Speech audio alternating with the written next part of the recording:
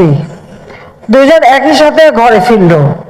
আমরা কি দেখব যে যিনি পুরুষ তিনি চেয়ারে বসে পড়লেন বা ইজি চেয়ারেই বসে পড়লেন বা সোফায় বসে পড়লেন, বলে এক কাপ চা দাও তো।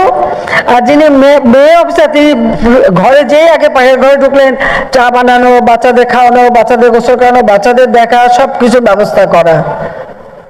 এই ক্ষেত্রে যদি সবাই একটু একসাথে কাজ করে, নিজে কেউ চা বানালো, কেউ বাচ্চাদের দেখলো, তাহলে বেশ একটু সময়ও বাঁচে। মেয়েদের রান্নাও করতে হবে, কারণ এখন তো আসলে আমরা এই যে ভাতা দেওয়ার জন্য এখন কাজের লোক তো কম পাওয়া যায়, কাজে সেদিক থেকে মনে করি যে দুজনে মিলে কাজ করলে পরে দ্রুত কাজগুলি শেষ হলো, তারপরে একটু বসে একসাথে বসে গল্প করা যাবে, টেলিভিশন দেখা যায়, সেটা করতে পারে। তো আমাদের পুরুষরা যদি একটু ওইদিকে নজর দেয়, তা তাদের জীবনটাকে আরো সুন্দর হবে, একসাথে বসে আলাপ আলোচনা করার সুযোগ পাবে, সব দিক থেকে পাবে। সেই সুবিধা, সেই দিকটাও সবাইকে দৃষ্টি দিতে হবে। আমি আর বেশি সময় নেব না, কারণ অনেক কথা বলে ফেললাম।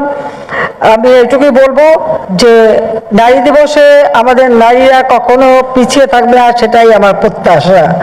এবং জাতির পিতা সাংবিধানিকভাবে আমাদের অধিকার দিয়ে গেছে। বাংলাদেশ আওয়ামী লীগের গঠনতন্ত্রে এবং আমাদের যে ঘোষণাপত্র একটা দলের ম্যানিফেস্টো, সেখানেও কিন্তু আমরা সর্বপ্রথম একমাত্র রাজনৈতিক দল যেখানে নারী পুরুষের সমান অধিকারের কথা আমরা পড়েছি। এটা একমাত্র